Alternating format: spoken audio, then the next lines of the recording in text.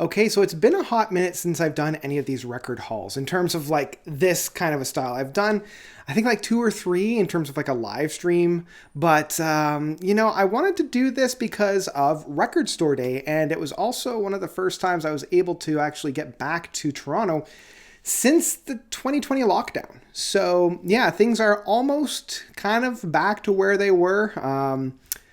And that allowed me to head down to Toronto and check out some of my favorite record stores. And along with that, it was Record Store Day. So it was kind of like a 1-2 punch for me. I went to Pop Music over on Gerrard. I went to Sonic Boom over on Spadina. And I went over to Rotate This over on Ossington. So for any of you Torontonians, those are my big three.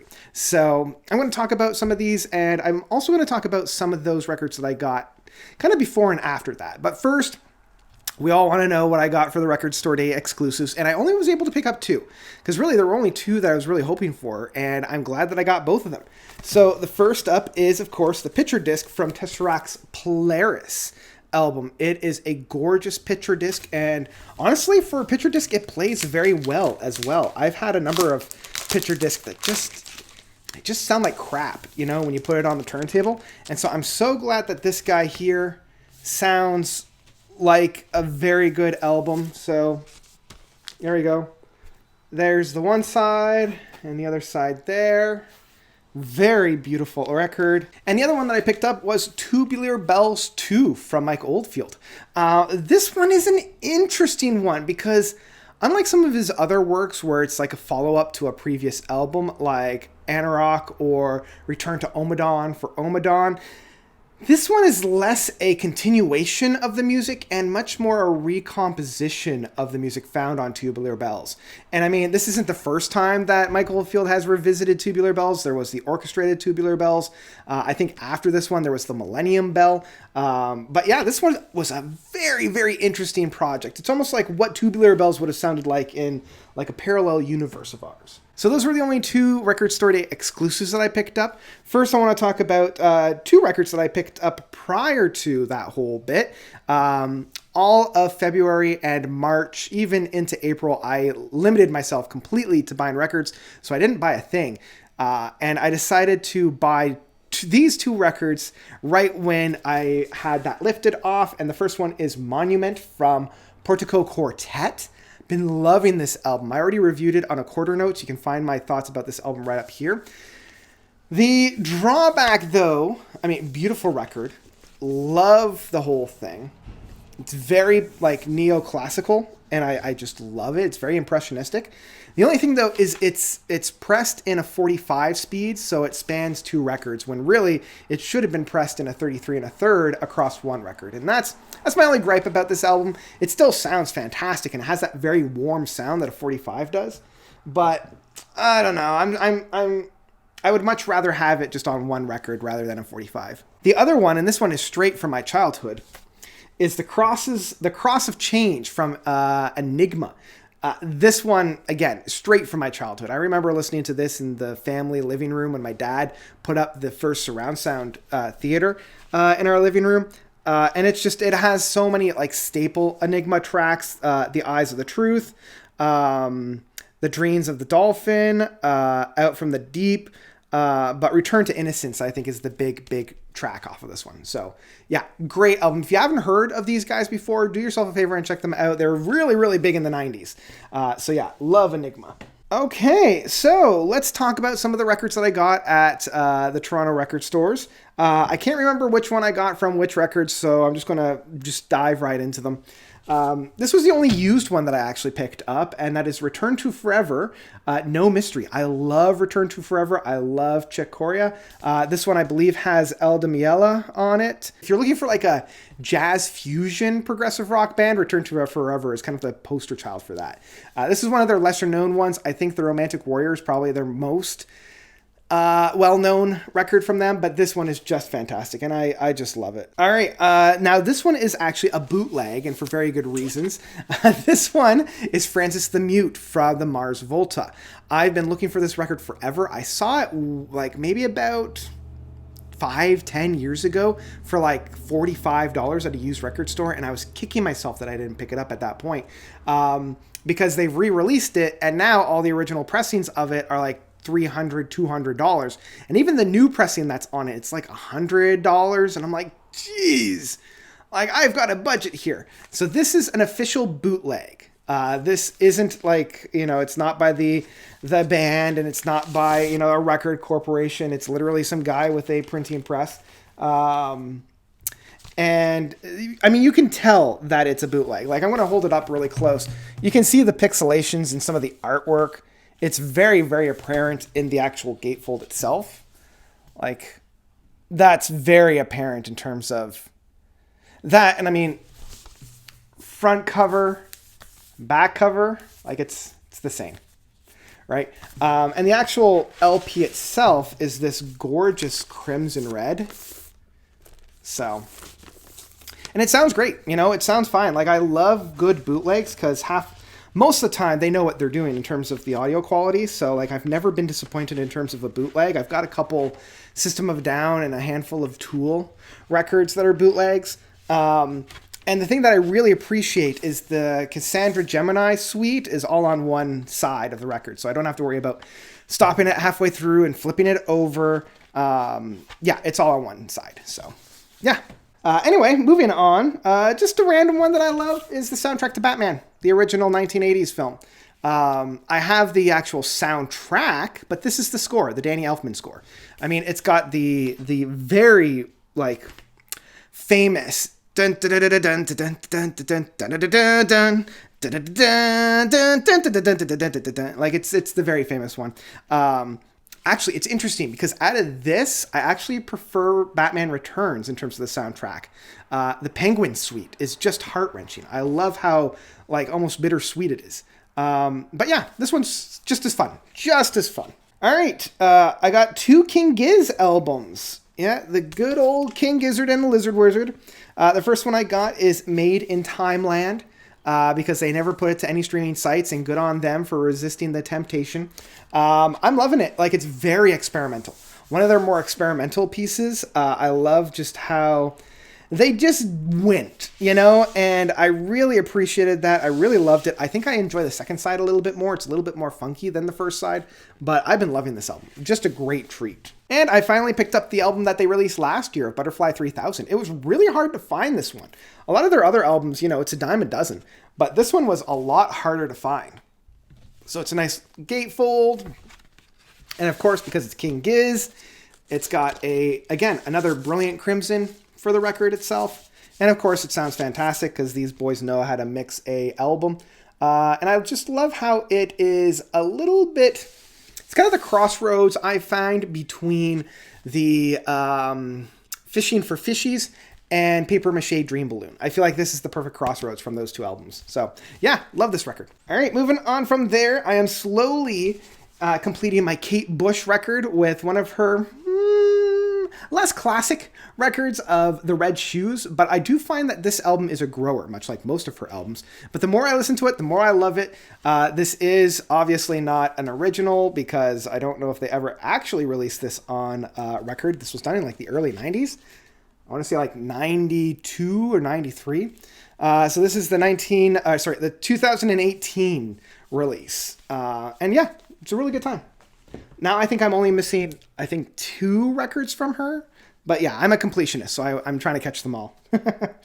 Next up is an album that I have been loving. I'm probably going to be doing a full-length review on it. We'll see. Might just include it in a quarter notes, but that is Bronco from Orville Peck, Canadian boy. Love his voice. Very Elvis in that sense, but it's kind of like Elvis and Johnny Cash. Like very country western kind of a style, but more in our like Americana kind of an idea. Making some really big waves. I loved his first record of Pony. This one just continues the brilliance of this artist, and just great style. I mean, I'm not a big fan of country, but this guy's making me a fan. I'll tell you that much. All right, next up is an album that I was a little bit cold on at first, but then I'm really starting to love it, and that's a sign of a very, very special album, and that is the Black Midi with Cavaclade. I love this. I've been really digging this. I love how it's like this fusion jazz experimental math rock in that sense. Like, it's so hard to kind of kind of call down, and I like how it folds down like so. So, I mean, you got the gatefold like that, and then the inner styles is just, I mean, it's a pretty good representation of what you're going to get in terms of the musical stylings, just with how chaotic the actual front cover is. I think that's up. Yeah, just a stellar project. And it really goes to show that, modern prog is still a thing. And speaking of modern prog, I got the special edition, the deluxe package from Black Country, New Road, Ants from Up There. Been loving this record. Loving this record. And because this is the deluxe package, it also has the live from the Queen Elizabeth Hall. So the live record on there as well. So the first two records are the actual album, Ants from Up There. And then the last two records are the live set. Just fantastic work. Fantastic work. And again, prog is in good hands with this new generation. The next four albums that I want to be talking about, I picked up at a new record store, Two Barry. It's a record store that's been around for a while, but I believe they were in Windsor, and they made the move to Barrie, Ontario. So if you're in the Barrie or surrounding area, even if you're in the GTA, it is really worth your while to make the road trip up to Barrie. The record store is called the Dead Parrot Records. It's on Dunlop Street, and I went in and they were playing the Pineapple Thief, and I had to question it because they were playing it. I'm like, that's not the Pineapple Thief, is it? And I asked the owner, I'm like, is this the Pineapple Thief? And he's just like, yeah, it is. Good call. And he's got this relationship with K-Scope, so all of the artists that are on K-Scope, like Steven Wilson and all of his side projects, Anathema, Pineapple Thief, Gazpacho, all those artists, he's got a lot of selection from them in his store. And also a lot of rare and really hard to find records. And they were all extremely reasonably priced. I was shocked at the prices that he was selling these guys at, because I'm like, this is perfect for the price that we're getting. So I picked up four. I limited myself to four because I didn't want to break the bank. The first up is Anthony Phillips' second album, Wise After the Event. This is the one that follows The Goose and the Ghost, and the one that came just prior to his private pieces.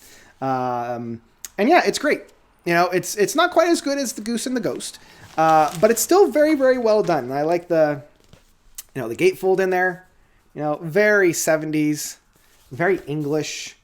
And yeah, it's more, that melodic Genesis type of sound.